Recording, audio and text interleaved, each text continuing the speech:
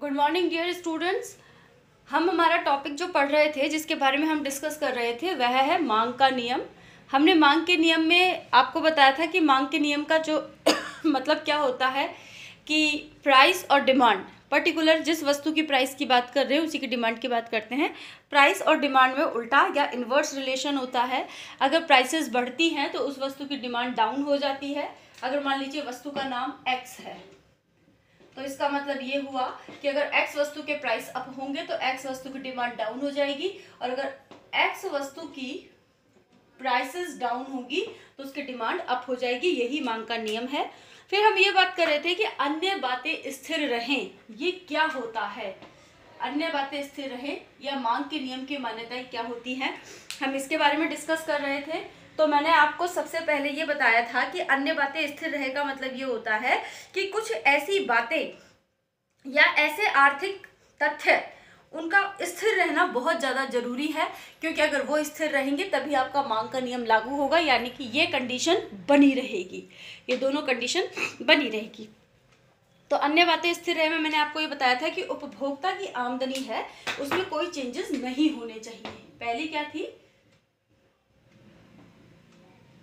उपभोक्ता की आमदनी में कोई परिवर्तन न हो, पहली ये थी, ठीक है। और उदाहरण में मैंने आपको बताया था कि अगर परिवर्तन हो जाता है तो नियम क्यों नहीं लागू होगा।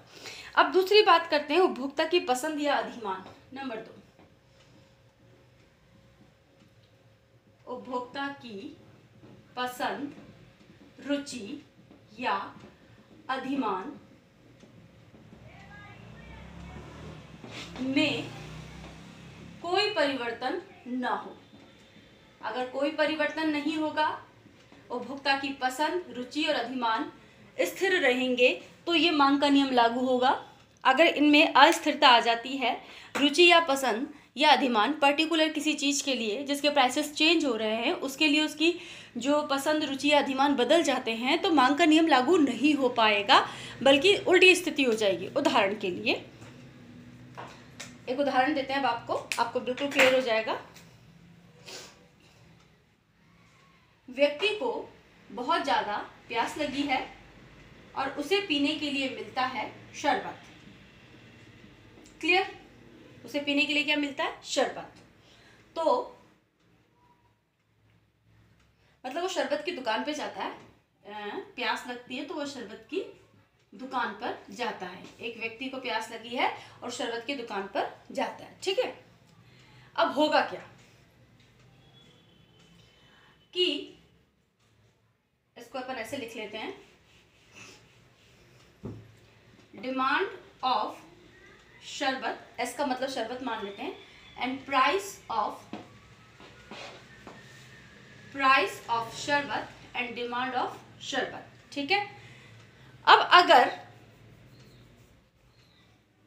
व्यक्ति दुकान पर जाकर जो भी उसकी प्राइस है, मान लीजिए एक गिलास आ रहा है 10 रुपए का, ठीक है, तो उसने 2 गिलास शरबत के पी लिए।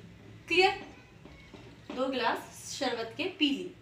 लेकिन अगर इसकी प्राइस 10 से 20 रुपए हो जाती है तो वो 2 गिलास के बजाय 1 गिलास ही पीना पसंद करेगा। क्यों? क्योंकि प्राइसेस हो गए हैं अप, तो डिमांड हो गई है डाउन। ये मांग का नियम है। लेकिन हुआ क्या,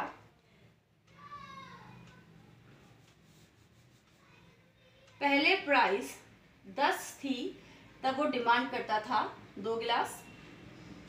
फिर हमने ये देखा प्राइस 20 होने पर वो 1 गिलास डिमांड कर रहा है, तो ये तो मांग का नियम है। क्लियर? लेकिन हुआ क्या कि अचानक से उस व्यक्ति की रुचि, पसंद उस शरबत के प्रति बढ़ गई, यानी कि उसे वो शरबत पीना ही पीना है, चाहे उसकी कीमत कितनी भी हो। तो यहाँ पर क्या होगा कि 20 रुपए प्राइस होने के बावजूद भी व्यक्ति हो सकता है 4 गिलास शरबत पी ले। मांग का नियम तो यह कहता है कि प्राइस अगर 10 से 20 हुई है तो गिलास जो पीता है वो 2 से 1 पर आ जाना चाहिए। ये तो मांग का नियम है। लेकिन जब प्राइस 10 से 20 हुई तो इस बीच व्यक्ति की जो रुचि है, उसकी पसंद है, वो उस शरबत के प्रति भयंकर तरीके से तीव्र हो गई, बहुत ज़्यादा हो गई है। तो अब प्राइसेस राइज होने के बावजूद भी वह व्यक्ति 2 गिलास से 1 गिलास पे ना जाकर 2 गिलास से 4 गिलास शरबत पर आ जाएगा। तो यहाँ पर क्या हुआ, प्राइसेस भी अप हुई, डिमांड भी अप हुई और मांग का नियम लागू नहीं हो पाया। क्यों नहीं हो पाया? क्योंकि व्यक्ति की रुचि और पसंद में अचानक परिवर्तन आ गया। अगर व्यक्ति की रुचि या पसंद स्थिर रहते, उनमें कोई चेंज नहीं आता, तो कंडीशन क्या होती? कंडीशन ये होती कि प्राइस अप होने पर डिमांड डाउन हो गई है। तो क्या समझ में आया कि मांग का नियम तभी लागू होगा जब व्यक्ति की रुचि या पसंद में कोई परिवर्तन न आए, तब तो मांग का नियम लागू हो जाएगा। और अगर रुचि और पसंद बदल जाती है तो मांग का नियम नहीं लागू होगा। अब सबसे इम्पोर्टेंट आता है अन्य वस्तुओं की कीमतें। तो पहले मैं आपको यहाँ पर यह क्लियर करूंगी कि अन्य वस्तुएं क्या होती हैं, उनके उदाहरण दूंगी, फिर मैं आपको यह बताऊंगी कि अन्य वस्तुओं की कीमतों का स्थिर रहना क्यों जरूरी है। ध्यान से समझिएगा।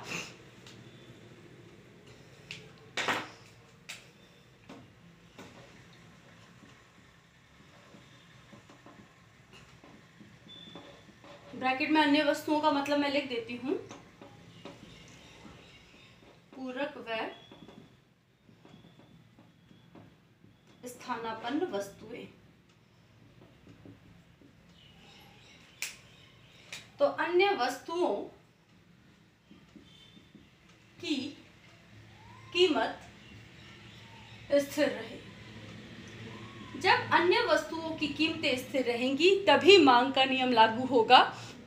ये मांग का नियम मैंने यहाँ पे लिख रखा है ताकि आपको बार बार समझने में आसानी रहे। तो ये कंडीशन तभी होगी जब अन्य वस्तुओं की कीमतें स्थिर रहेगी। तो अन्य वस्तुएं क्या होती है? देखिए, 2 प्रकार की वस्तुएं होती है। एक होती है पूरक वस्तुएं, कॉम्प्लीमेंट्री गुड्स, और एक होती है स्थानापन्न वस्तुएं, यानी कि सब्स्टिट्यूट गुड्स। पूरक वस्तुएं वे होती हैं जिनमें 2 वस्तुएं मिलकर एक दूसरे को उपभोग्य बनाती है, यानी कि उपभोग के योग्य बनाती हैं। यानी कि उन 2 वस्तुओं का उपभोग जब एक साथ किया जाएगा तभी उपभोक्ता का कोई काम होगा या दोनों वस्तुएं एक साथ काम में आएंगी।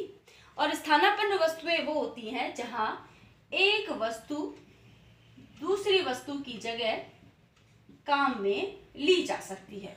ठीक है, उदाहरण के लिए अगर घर में चाय अवेलेबल नहीं है तो उसकी जगह कॉफी पी जा सकती है। तो स्थानापन्न वस्तुएं होंगी। चाय और कॉफी आपस में कैसी वस्तुएं हैं? स्थानापन्न वस्तुएं कि एक की जगह दूसरी काम में ली जा सकती है। अगर लिखना है तो बॉल पेन से भी लिखा जा सकता है, स्याही के पेन से भी लिखा जा सकता है।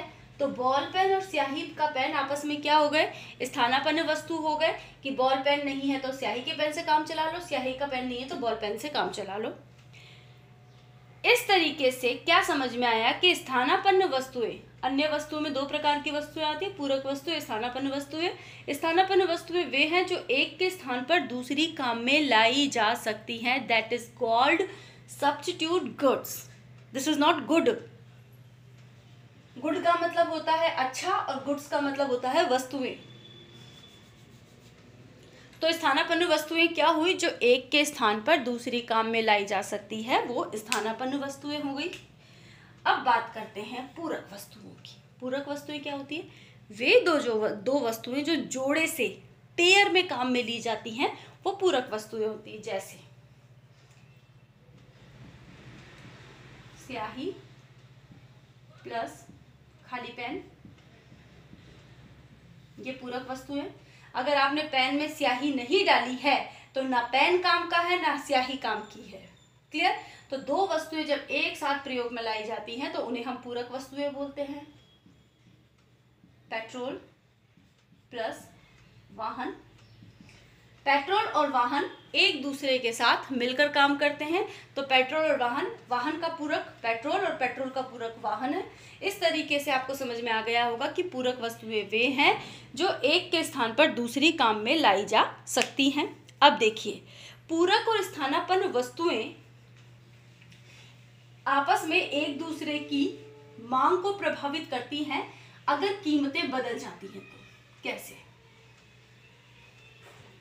मान लीजिए, यहां मैं दोनों का उदाहरण लिखती हूं।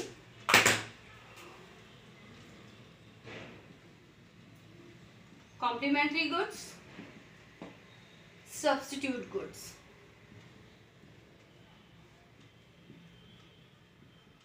ठीक है, पूरक वस्तु एक पेट्रोल, एक वाहन, ये दोनों एक साथ काम में लाई जाती है। स्थानापन्न वस्तुएं कॉफी और चाय, जो एक दूसरे की जगह काम में ली जा सकती है। अब देखिए, यहाँ पे बिल्कुल चीज़ें क्लियर हो जाएंगी।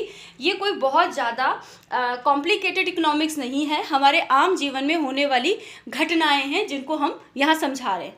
मान लीजिए आपके पास गाड़ी है जिसमें आप पेट्रोल डालकर उसको चलाते हैं। क्लियर? अगर पेट्रोल के दाम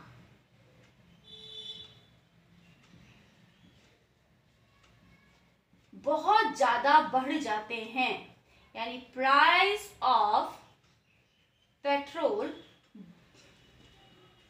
बहुत ज्यादा अप हो जाती है, पेट्रोल की कीमत बहुत ज्यादा बढ़ जाती है, तो वाहन की मांग क्या होगी? डिमांड ऑफ व्हीकल घट जाएगी। आई बात समझ में कि पूरक वस्तुएं एक दूसरे के साथ प्रयोग में लाई जाती है एज ए पेयर, लेकिन अगर एक वस्तु की कीमत में परिवर्तन होता है तो दूसरी वस्तु की मांग बदल जाती है। अगर पेट्रोल के दाम बढ़ जाएंगे तो दूसरी जो उसकी पूरक वस्तु है उसकी डिमांड घट जाएगी। क्लियर?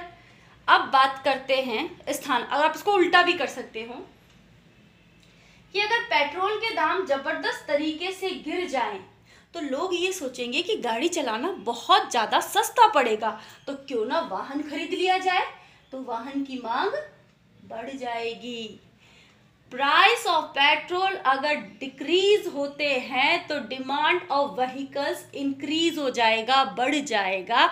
इस तरीके से अन्य वस्तुओं में से एक पूरक वस्तुएं आपस में इस प्रकार संबंधित होती है कि एक की प्राइस और दूसरे की डिमांड विपरीत रूप से संबंधित होती है। क्लियर? अब देखिए, स्थानापन्न वस्तुओं की बात करते हैं कि ये कैसे एक दूसरे से मतलब रिलेटेड होती है। मान लीजिए हमारे घर में कॉफ़ी आती है या चाय आती है रोज़ सुबह सुबह पीने के लिए। अगर किसी कारण से प्राइस ऑफ कॉफ़ी घट जाती है, प्राइस ऑफ कॉफ़ी घट जाती है, तो हम हमारे घर में चाय क्यों लाएंगे? हम हमारे घर में कॉफ़ी ही नहीं लाएंगे, तो डिमांड चाय की घट जाएगी, क्योंकि अब लोग घरों में चाय के बजाय कॉफ़ी लाना ही पसंद करेंगे। क्लियर? और अगर किसी कारण से प्राइस ऑफ कॉफ़ी बढ़ जाती है तो लोग कॉफ़ी तो कम डिमांड करेंगे, उसके बजाय वो चाय की डिमांड को ज़्यादा बढ़ा देंगे।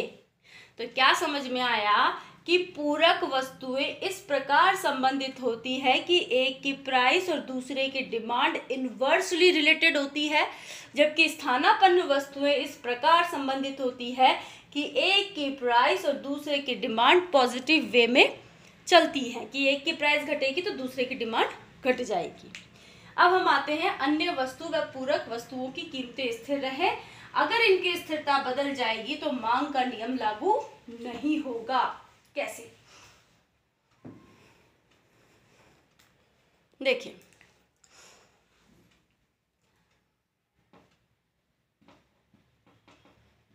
मांग का नियम ये कहता है कि पेट्रोल की कीमत घटने पर पेट्रोल की मांग बढ़ेगी। क्लियर? ये क्या है? मांग का नियम है कि पेट्रोल की कीमत घटने पर पेट्रोल की मांग बढ़ेगी। ये मांग का नियम है।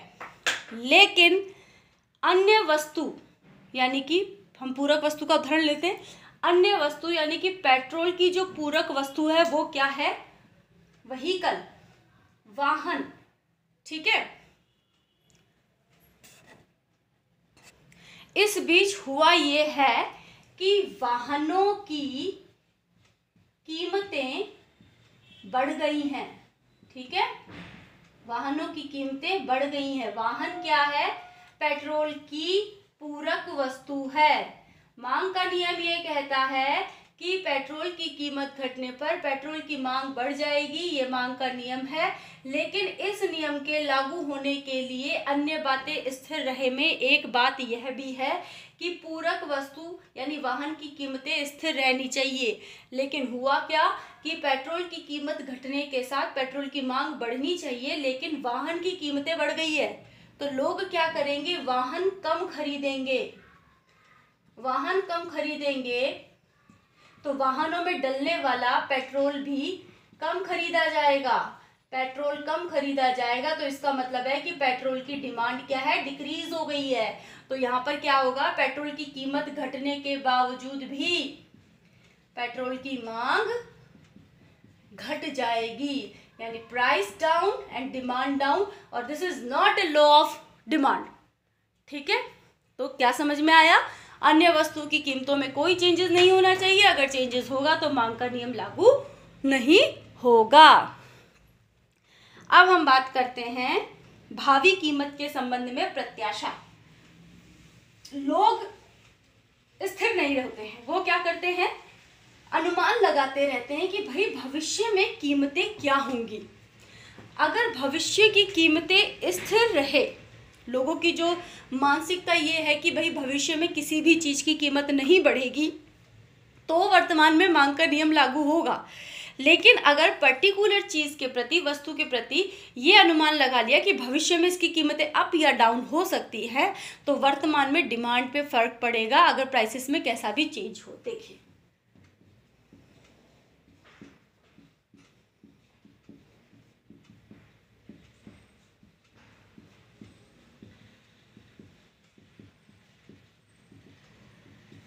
भावी कीमतों के प्रति प्रत्याशाएं या जो अनुमान लगाते हैं उनको स्थिर रहना चाहिए।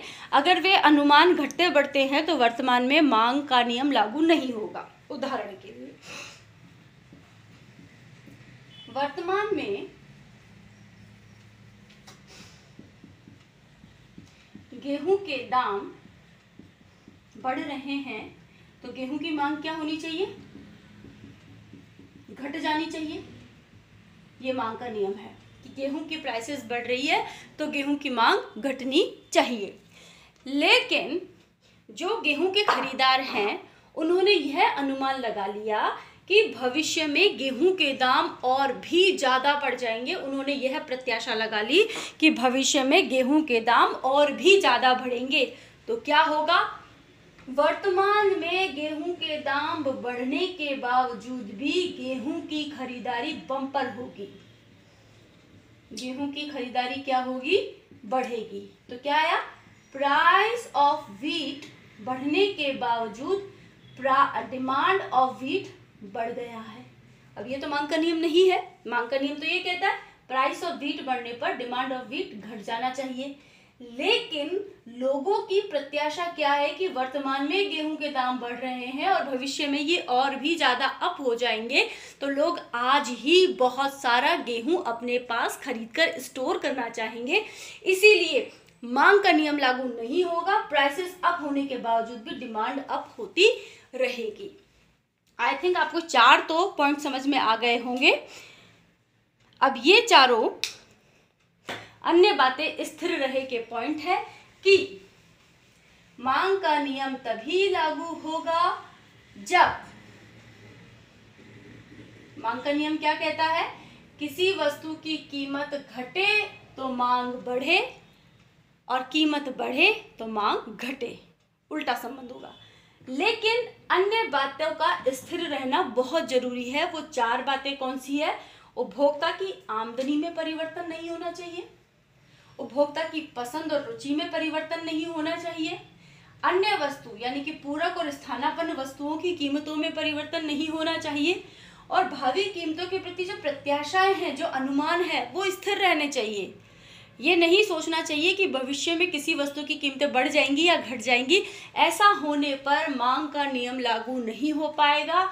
इसलिए मार्शल कहते हैं कि मांग का नियम लागू होने के लिए अन्य बातों को स्थिर रहना चाहिए। तो स्टूडेंट्स, अगले जो टॉपिक में हम इसको आगे लेंगे, सारणी और ग्राफ के द्वारा मांग का नियम समझाएंगे, जो कि बहुत इजी है। नेक्स्ट वीडियो में इसकी हम चर्चा करेंगे।